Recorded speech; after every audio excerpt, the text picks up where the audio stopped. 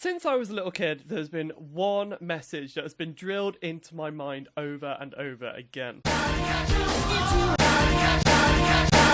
And when Pokemon Go came out on smartphone earlier this year, I obviously had to catch them all. And today, that is what we are going to see. It's been a long mission. We're going to talk all about it and how I did it. But first up, I'm going to catch my last Pokemon right here, right now. He costs 50 kanji to evolve. I've been holding him back so I can get the final one on camera.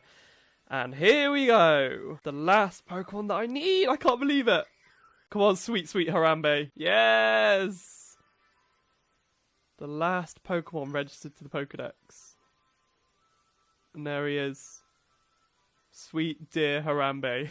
So now that we've seen me catch my final Pokemon, I'm going to go through my Pokedex, explain how I did it, some tips if you guys aren't there yet, maybe I can help you out, and just a little bit about my experience with the game as well, and why I've stuck with it for so long. But before we get into all the questions, I'm going to show you the Pokedex, what point I'm at, which ones I'm missing, which ones I've got, because I say I've caught them all, but it's kind of confusing. So here we go, we hop back into my Pokedex, and you can see that it is pretty much complete. I've got all the monsters. We just go all the way down, going a bit slowly just so you can make sure I've got them all. So this one here that I'm missing, 115, is Kangaskhan, the exclusive to Australia. So if I want that one, I'm going to have to go to Australia. And as you can see here, this one I'm also missing, which is Tauros. I've seen that in a gym. I battled a Tauros, but I cannot catch it unless I go to North America. So that's why I've seen one and caught 0. These 3 down here are the legendary birds, Articuno, Zapdos and Moltres, which haven't been released as of yet. So they are impossible to catch. And then, of course, there's one more here, Mewtwo and Mew down here, which also haven't been released.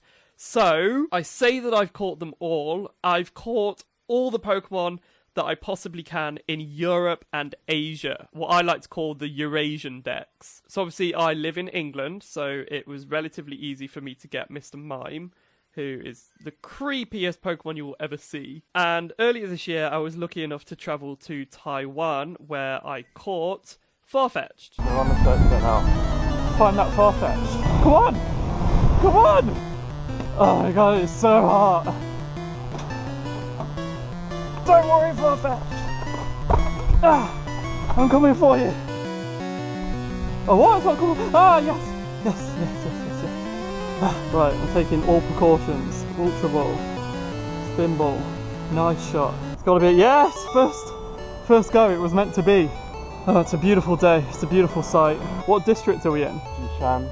I shall call you Jishan. Here he is, lovely Zishan, who I caught in Taipei, Taiwan in September when I went on holiday. So I haven't quite completed the game. I do have to travel the world.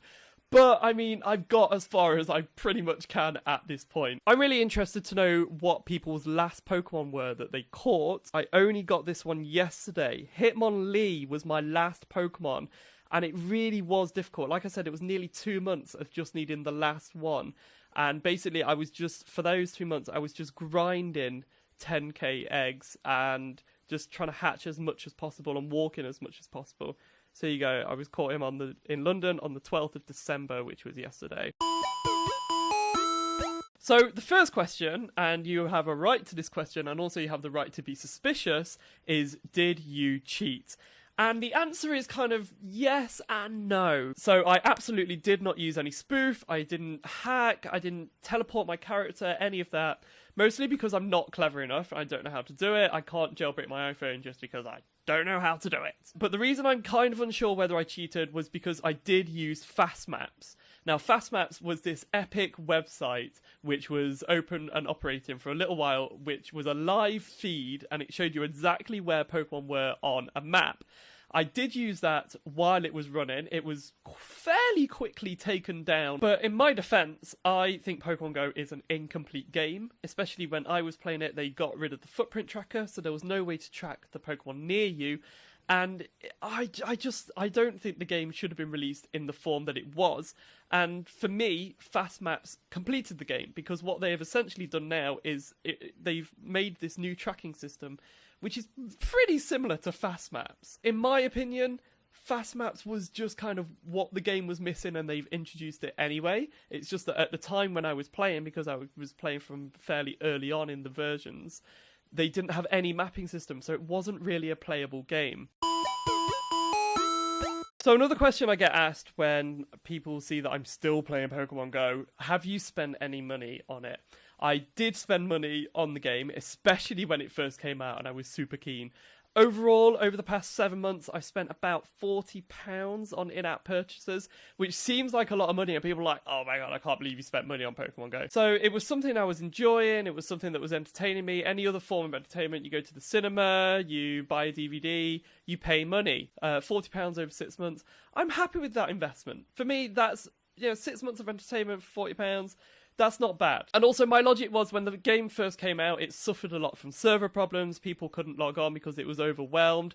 And my logic was that they're not going to improve these problems, and they're not going to be able to afford the staffing or the development to improve any of these problems, and no one's going to play the game if people don't invest in it. So what have I spent the money on? When I first started the game, I bought pretty much straight away the item storage twice, so I could hold 100 more items, which has definitely helped because I can hold a lot more Pokeballs to catch more Pokemon. Also, I think I bought 100 Pokeballs fairly early on because I didn't know how common they were. And the rest and majority of the money I spent on incubators back when I was hatching and hatching and hatching. Living in London definitely helps. I found that travelling to other places in England, that London is pretty populous. I think because there's an algorithm that puts Pokemon near Pokestops, and there's obviously a lot of Pokestops in London. But any city centre, any town centre, I would head there and just pick up there. But for me, London, central London, Chinatown is just rife. Another tip, which also links to living in London, the subreddit, the Pokemon Go subreddit. There's a general one, there's a London one, also the Sylph Road. They have all the latest nest migration, so they will tell you in your area. It's really good in London, not so good outside of London, but they will tell you where certain Pokemon are spawning, walking loads, hatching loads of eggs. I think it really helps that I have a naturally quite active lifestyle. I cycle to work, I walk around in my lunch break, and it's really passive. I've not actually dedicated that much time to Pokemon Go. I've just had it running in my day-to-day life, and it's just that I walk a lot of steps generally. Also, have these are battery packs for phones, because it will demolish your phone battery. Each one of these holds around 3 or 4 chargers. So when I've got these on full charge, I've got 8 or 9 chargers on me, so I can just camp out. I think it was definitely worth it. Like I just said, I've not spent a lot of time on this, but it has been a huge amount of fun. I now know London better than I ever would have known from going on the subreddit and the Sylph Road maps. I've been to parts of London and I've seen some beautiful parks and some amazing views that I never would have seen or never would have looked up without Pokemon Go. So for that alone, it's been amazing. It's also been a really good social experience. My brother played it a lot and we ran around in Taiwan playing it, which was great fun, some amazing memories. A lot of my housemates played it, people at work play it. So, I've talked to a lot of people about Pokemon Go and our progress, and it's a nice little social thing, and we even go out on outings very, very occasionally. And I've spoken to strangers on Clapham Common, which I never ever do, because I've seen them playing Pokemon.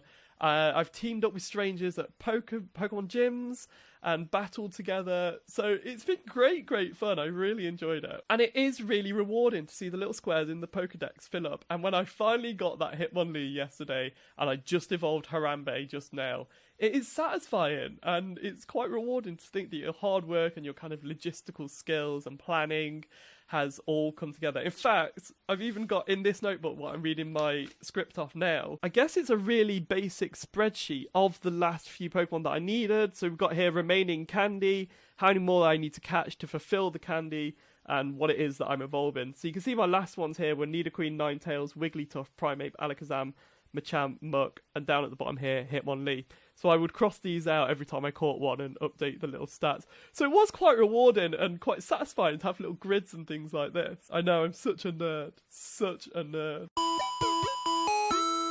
Will I continue playing? I think I will, because as I said, it's quite a passive thing, so I'll just leave it running in the background.